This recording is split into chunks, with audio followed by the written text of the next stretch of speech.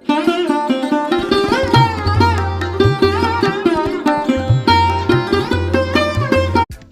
हम बना रहे हैं वोल्केनो यानी कि ज्वालामुखी।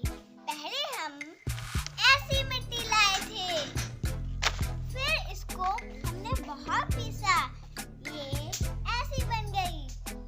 मैं ना हाथी बना रहा हूँ,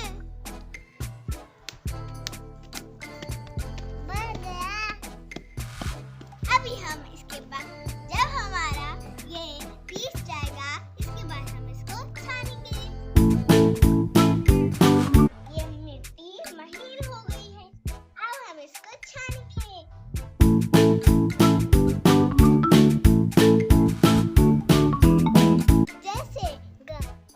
जैसे आटा गूंथते हैं, वैसे हम इसको पानी डाल के गूंदेंगे। देखिए, दो बना दिए मैंने।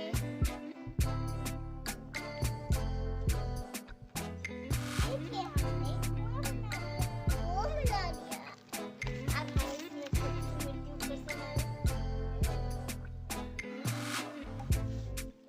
अब देखिए,